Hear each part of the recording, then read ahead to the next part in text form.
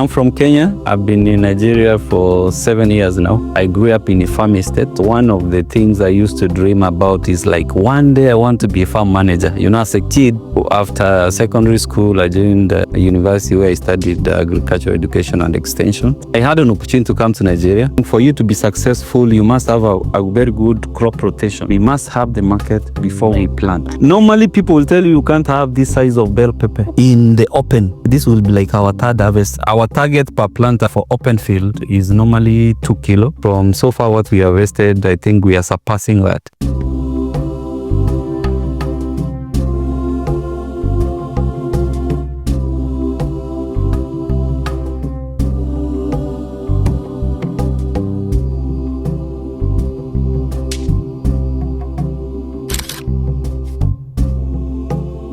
Fam, welcome back to the channel. See your girl Danica Kosy, and today we are visiting a farm here in Iseyin, Oyo State, Nigeria. We are right here at Pattern Farm. We are going to listen to his success story to know how he decided to come down to Nigeria all the way from Kenya and become a farmer here in Nigeria. And of course, we are going to learn a lot of things about farming. Please subscribe to the channel if you are yet to do that. Give this video a thumbs up and of course share this video. Let us dive right into the video. Come with me. Let me go and introduce you to the CEO of Pattern Farm. Can we know your name? Farmer Samuel Magara. Yeah. I'm from Kenya. I've been in Nigeria for 7 years now. Oh, like you guys, a Kenyan and a farmer here in Nigeria. Wow, that's so beautiful. When did you start? Where I come from, actually, my parents, we were doing farming, and I grew up in a farm estate. And one of the things I used to dream about is like one day I want to be a farm manager. You know, as a kid, that is what you are looking at. You want to be something. So after secondary school, I joined a university where I studied agricultural education and extension. I had an opportunity to come to Nigeria to work in one farm in Akure State. Within that period of 8 months I was working there, I saw a gap, a very big gap in the vegetable market in Nigeria. Like the demand is so high and the supply is not there. And then besides that, the quality of what common farmers produce is not really so good. I had interactions with the clients who wanted a specific quality of produce. And since I had a know-how and had already known the market dynamics, I decided to stay. And so the journey started in 2017, but I was working for people. But the background, I wanted to own something. So when I came to this state, Oyo State, Iseyin specifically, I like the climate. And I decided to buy land. So I acquired the land.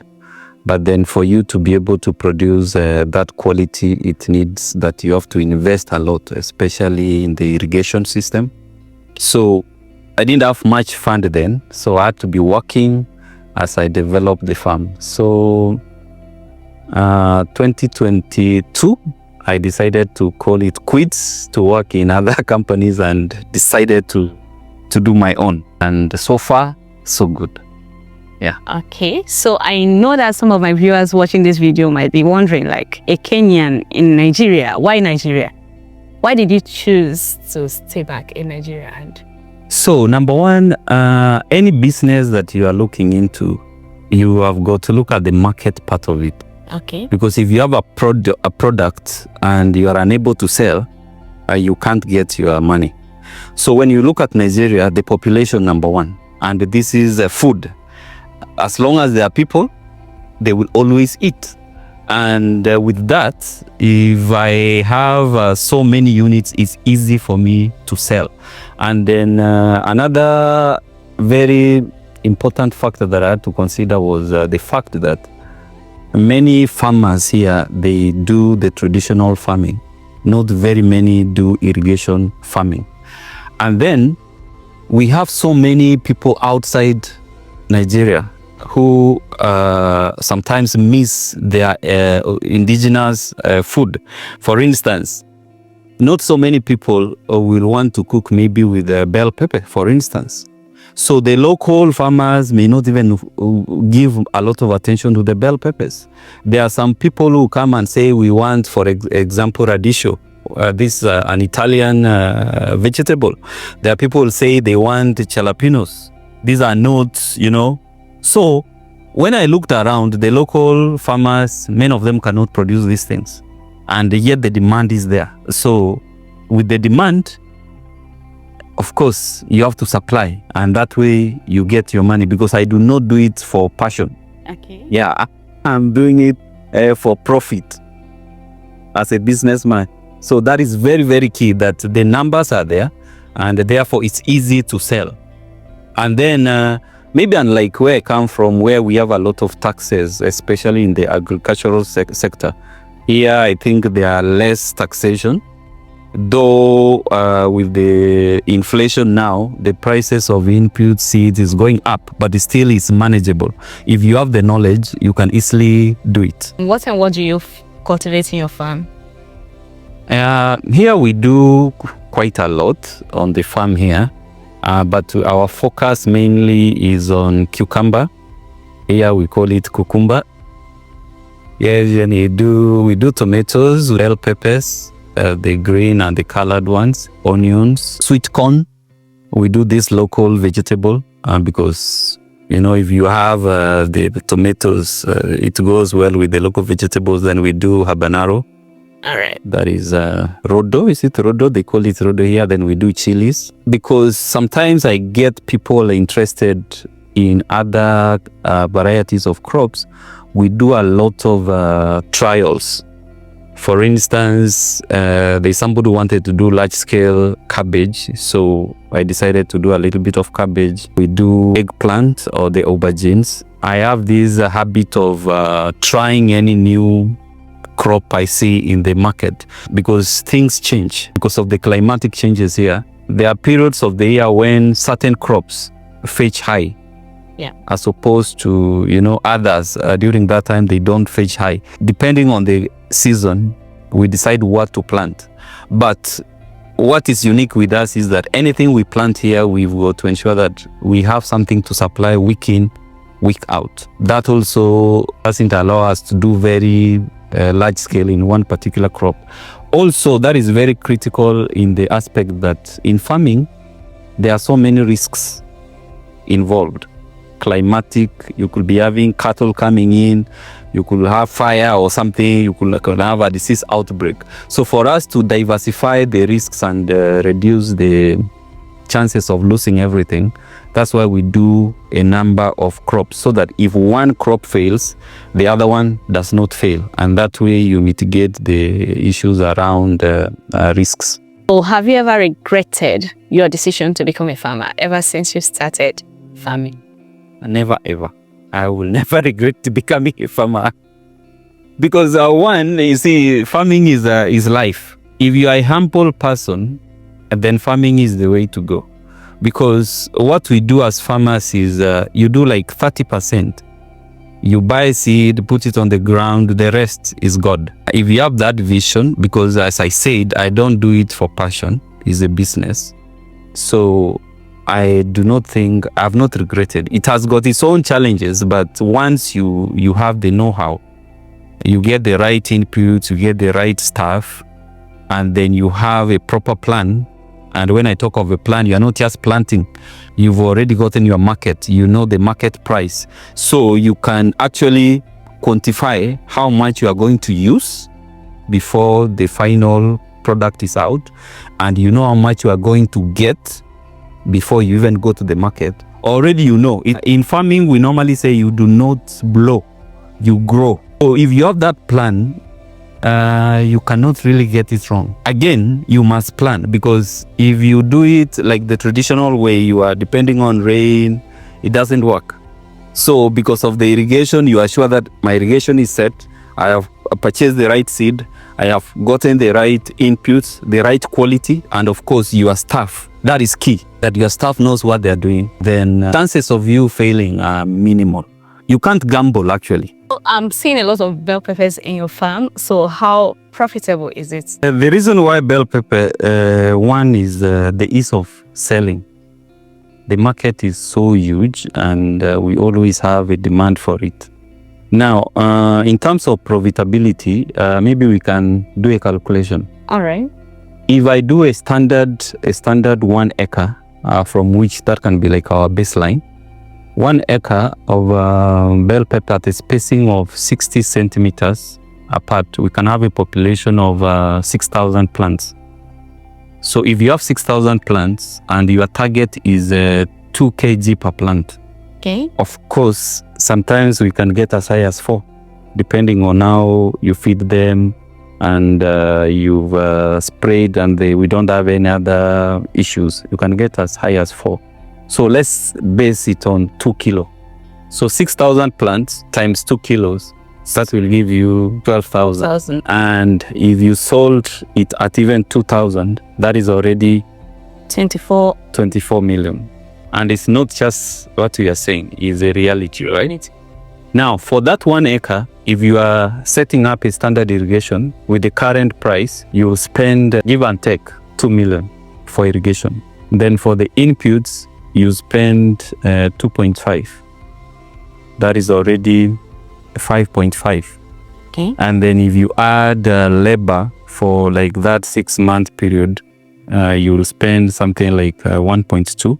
So everything combined, it won't be up to 10 million. So yeah. Then even if you decided now to subdivide that profit within the 6-month period, you are raising your plants. It makes economic sense. If you wanted to take that money and put it in the bank, I don't think you can see the returns. To go back to what you had asked me earlier, why the bell peppers? That is the simple reason.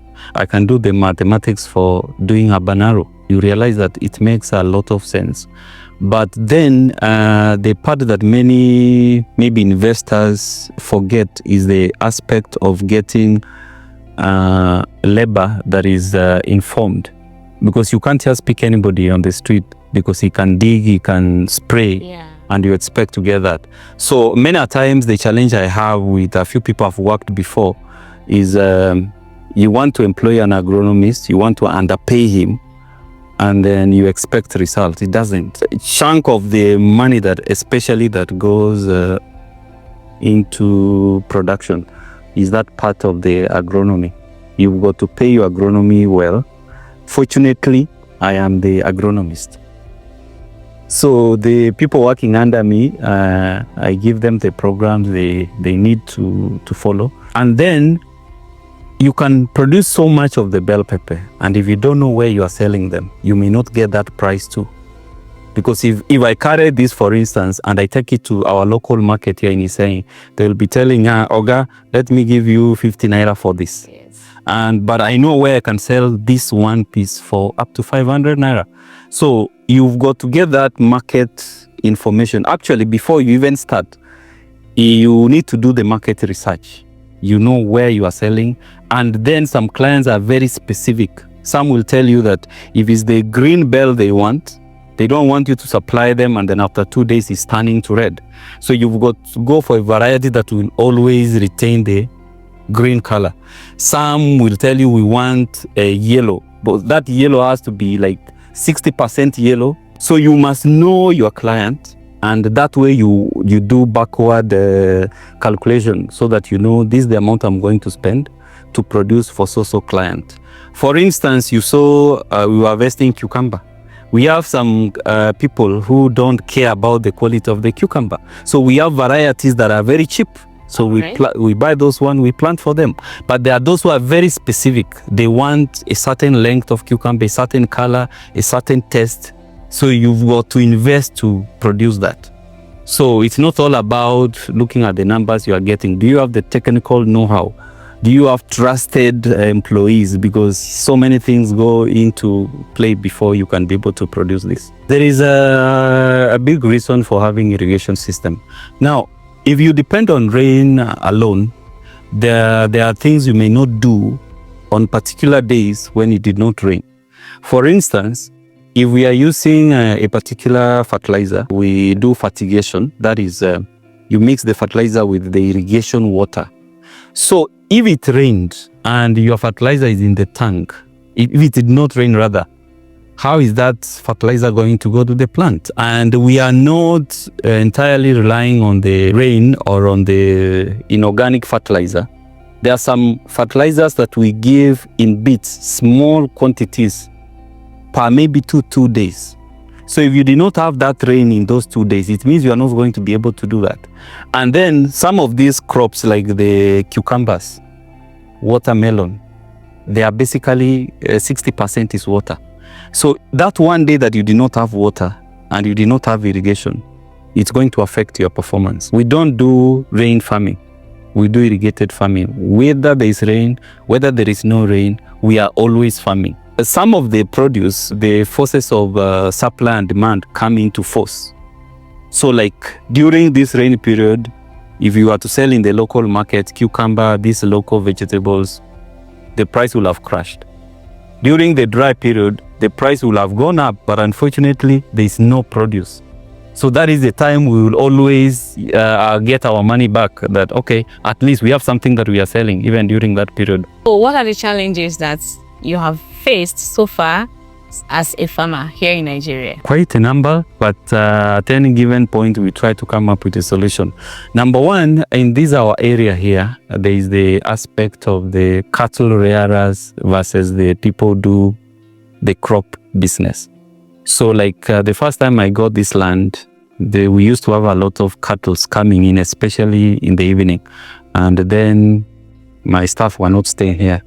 So we were losing in 2 ways. You are losing direct loss from the crop, and then those animals will step on your irrigation materials, which are very costly. And we had to rally around with the security agencies, but it doesn't help all the time because they are also busy. We had to talk to the area leaders, their leaders, and then the best thing is to just fence your farm, because it will take them a while before they can even break the fence and get into the land. That is one. Number two, the aspect of getting workers. They are very erratic. Today you have 4, tomorrow all of them decide to go. And I think it's because of minimum wage. They will be talking to their colleagues who will tell them, in farm B, we are getting A, B, Z. In farm C, we are getting this. And sometimes they move. And funny enough, after maybe moving around, they eventually come back. Another challenge is the economy, the inflation. You'll go to buy seed today for example, if I may take an example of this bell pepper seed. The price kept changing like after every 5 days because of the dollar, exchange rate. I remember we were buying NPK. That is one fertilizer we use a lot here for 35,000. Currently, the same bag is going for 60,000. So if you do not plan for the entire year, you are in trouble. If you talk of some insecticide like Didifos, 1 liter, we were buying it for 4,000. Currently, we are buying it for 14,000.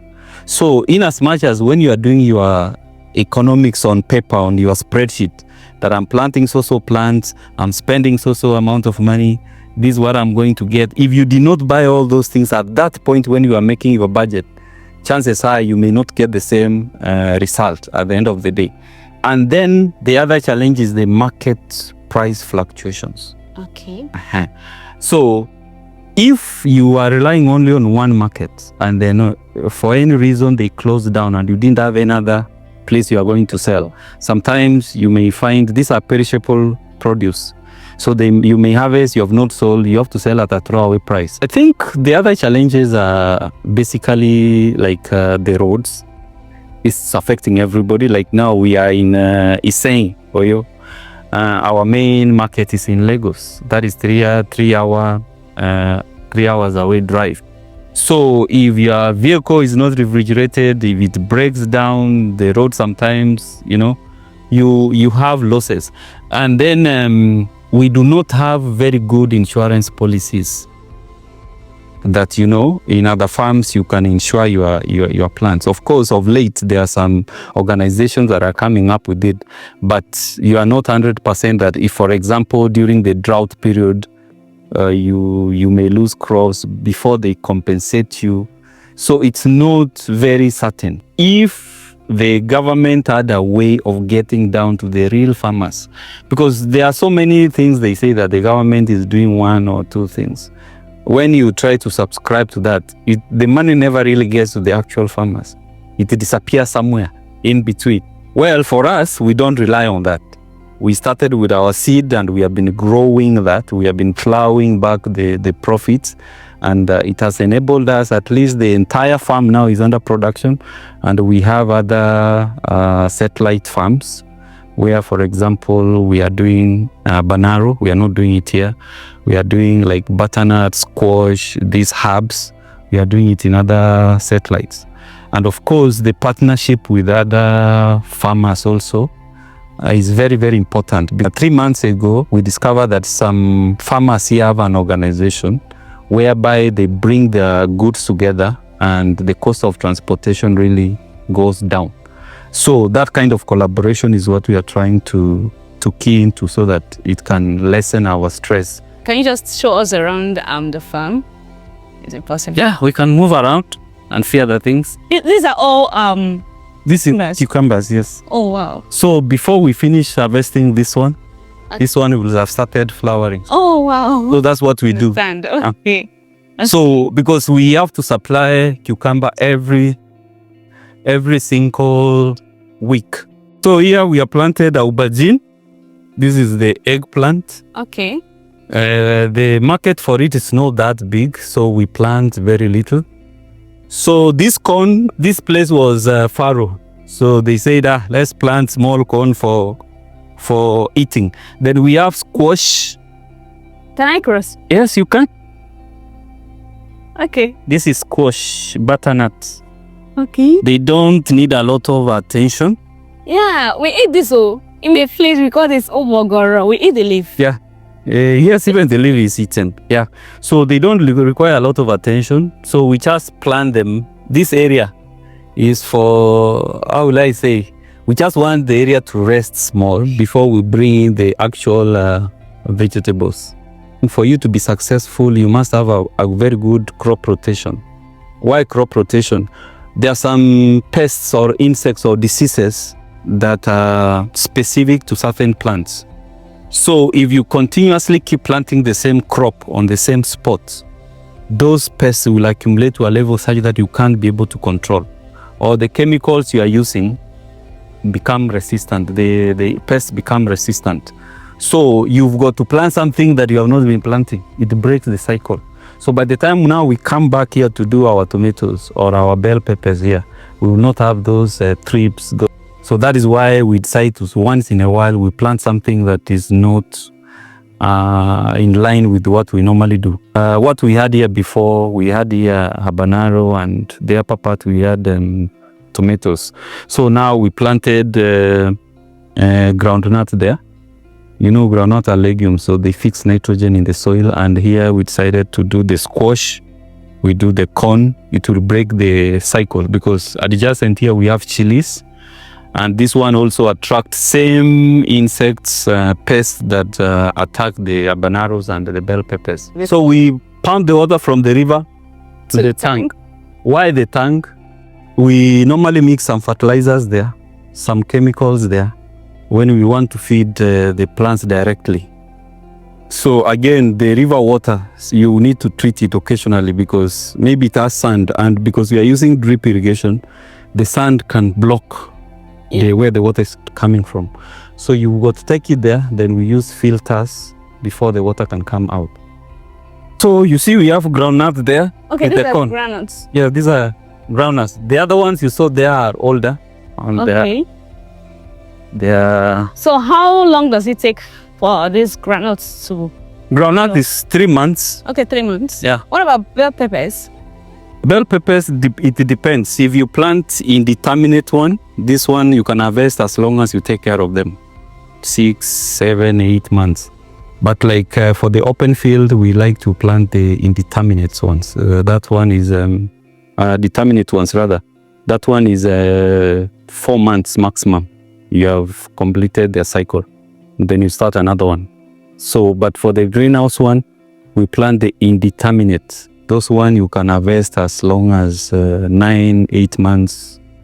even up to a year, depending on the management. But it comes with a cost. The seed of a determinate plant is way cheaper than a seed of indeterminate plant. For instance, this variety that we planted there, for 25 gram, we bought it for 3,800. That it will give you around 2,000 plants. If you want now to plant the indeterminate red for 1,000 plants, a good variety currently we buy it 150,000. So to get 2,000 is 300,000. So somebody who doesn't know will say, why will I buy seed for 300,000 when I can buy seed for 3,800?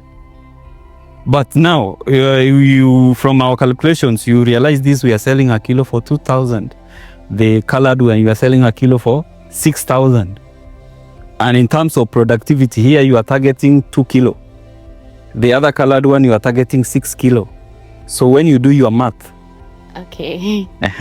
So that is what actually determines what you are doing. This section is meant for chili. We have a client who is asking for minimum of 200 kilos of chili every week. Okay. So we did our trials and we identified which variety does well here, because different areas will need different varieties depending on so many other factors. The last part there, we want to do open field indeterminate tomato. Okay. People don't do that kind of thing around here, but the seed is very costly. So probably we can start following that up. Here we have the chilies. These are only 4 lines, but from here alone we harvest after every 2 weeks 40 kilos. But if you are doing greenhouse for tomatoes, then you have to ensure that your market is already established before you can do that, because that's the only way you can control the price, especially if you do beef tomato, because not everybody is doing beef tomato. That one you can get a constant price. But if you are doing plum tomatoes that everybody else has, then it is tricky. And generally, in any farm that is doing vegetable and you want to get an easy market, there are complementary products. For instance, if you have tomatoes, ensure you have pepper. That is the rodo. And then you have, if you can have onions too, they are supplementary. Many a times a customer will come, you can't sell tomato if you don't have pepper.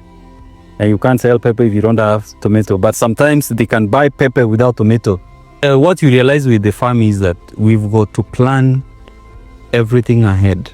Like if I have to supply cucumber 1,000 kilo every week, it means I must plant cucumber every 2 weeks. Onions, I plant it every week because we do not start from seed. We use splits. That is already grown up onion. We cut it. You use the part to plant. So that one is faster because it takes 6 weeks from planting to harvest.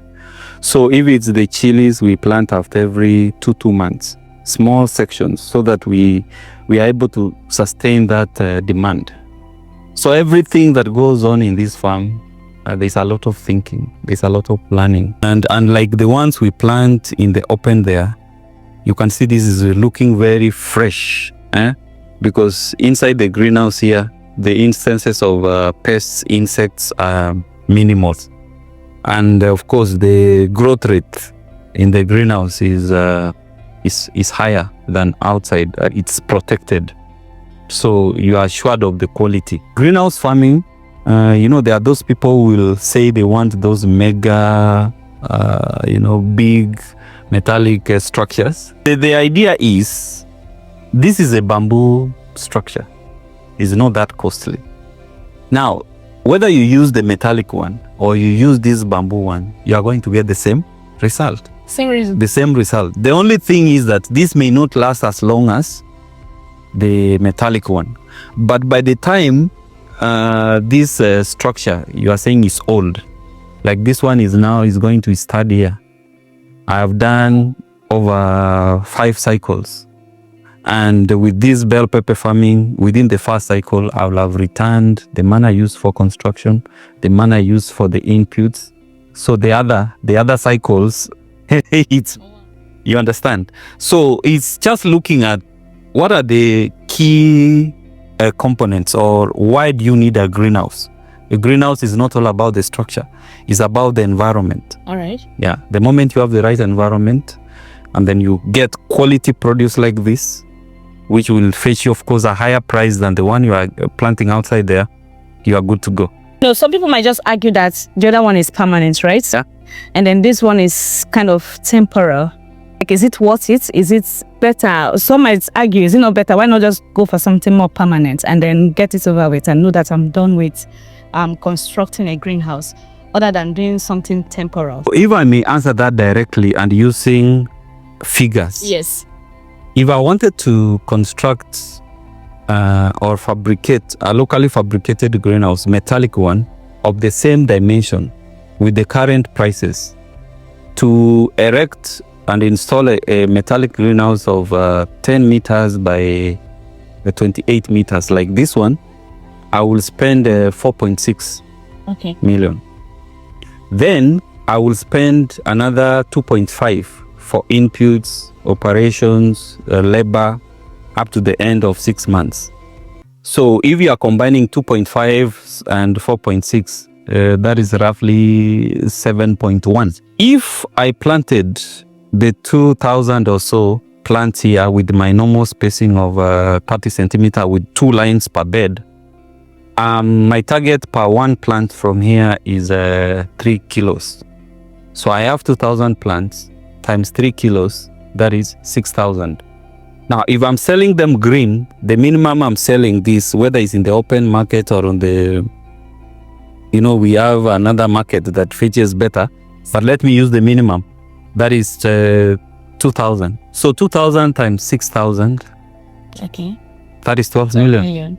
Let me subtract my 7.1. I have made a profit of around 4 point something at the end of 6 months, right? Now, the person who constructed the metallic one. Okay. Because with this one, the inputs plus the construction is not up to that 7 point. I'll be spending around 4 million thereabout. Okay. So within that one cycle, yes, he has made his own. It's the same number of plants. It's the same yield he's going to get. And this thing is going to last here 4 years, depending on how I'm going to manage it. And the same person, after 4 years, is going to change the cover. Oh, wow. What is left with is the metallic framework. And the cover is the most expensive part of this greenhouse business. There are some crops, if the person is planting something different that requires that you change the microclimate, then you don't have an option. You have to go for the metallic one. For instance, you wanted to do cauliflower, or you wanted to do broccoli. Those ones that needs a controlled climate. You may not be able to fix all those sophisticated equipment with this bamboo greenhouse. But if you want to do tomatoes, you want to do bell pepper, you want to do these normal vegetables around, for me, it will not be, if I'm looking at the business bit of it, it's not about the aesthetics. It's about me providing the condition that will ensure that I get the same yield like that person. And okay, at the end of the day, both of us will meet in the marketplace. The same place is selling, the same place I'm selling. So that is how I look at it. But there are people who have, of course, they want something fancy, beautiful. Well, and if the fund is there, why not? If we are using the same amount of inputs for the same dimension of a greenhouse, the person doing the metallic one with 7.1 million, he will have done one. If I had the same amount of money, I will have done 2 of this. At the end of every farming season, if I made 12 million for one, you will have made 12 million for one. But remember, I've done how many? 2. So that is 24 million. I've made double. So if we look at the period before we start renovating, be it the metallic and the bamboo greenhouse, you realize that I will have made double whichever amount he has made when we are in the same marketplace. So if I had the same amount of money, like 7 million to do a metallic one, I'd rather do 2 of these, because at the end of the day, it's business. For anybody doing greenhouse farming, we always encourage that they do the colored one. And the reason being that in the open, yes, you can get the colored bell, but the duration they take outside and the exposure to insects, pests, they may damage it and you may not get the desired quality. So for those ones, you can do them in the greenhouse. But for the green one, like this one, we are doing it in the open field because the duration is less. For example, what you can see, this is from a very few plants actually. This is actually our third harvest. Our target per plant actually is for open field is normally 2 kilo. But from so far what we harvested, I think we are surpassing that. Well, how many workers do you have currently in the farm? Excluding myself? Excluding yourself. Yeah, we have 10. Yes, here. We have other farms in other places. In total, I can say 24 workers. We try some intercropping. You know, mixed cropping. Yes. You have different crops, different sections. Intercropping, you have different crops, but in between the lines. Like now here we have the onions, we have the cabbage, we have this bell pepper. Now there is a trick with the intercropping or mixed cropping. There is a technology. It's called push and pull. Push and pull technology is whereby all these plants, they have different scents. And the insects or pests, sometimes they are attracted by a particular scent. So now when you have different crops like this, the pests, they get confused. In other words, they may not like the scent of the onions. They prefer the scent of the bell pepper, and then the scent of the cabbage comes in. They will not like that environment. So kind of you reduce the population of those. So, and some of these things we are doing, it's on trial. Okay. Like there are several varieties of like the bell peppers in the market. So not all varieties do well in every location. So what I normally try to do here is I get different varieties I try before I decide which one, especially for my other clients, which one I'm going to plant in a given area. Because if I'm not sure that it's not going to do, I cannot do it on large scale. This cabbage now is 4 months, but we want to harvest it this week. These onions are 7 weeks. This one, normally people will tell you can't have this size of bell pepper. Look, it's so huge, like so big. In the open. And we are harvesting today. This will be like our third harvest now. This is another type of chili. It's called jalapeno. Okay, this one. Yes, they are not like the bell. This is their shape.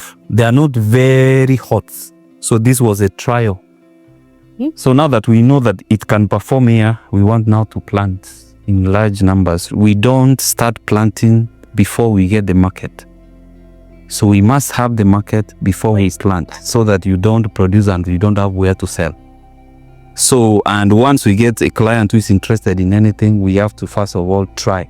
These are runner beans. They are also on trial. It's not something we have been doing. And then we also have order for this one. Here they call it shombo, right? Yes, this is shombo. Is it shombo? Yes. What is it called? But I think yes. Also, the trick here is get the market first before you start harvesting. So these are local vegetables. I don't know how they call them. Pakta. Look like garden egg, but it's not garden egg. Look at. Looks exactly like garden egg. Okay. These are some of the tomatoes, and these are not hybrid though. It's the seed we extracted after harvesting. Okay. The normal tomatoes. This area was not so good, so we decided to plant groundnut. Okay, here. Normally it fixes the nitrogen. Are these groundnuts? Yes, these are groundnuts. The soil is sandy, so the water holding capacity is low. And then because of that soil erosion, so the fertility is low. So for you to enrich the soil, you have to plant a leguminous plant. So after we harvest this now, the nitrogen content will be high, and then we use manure.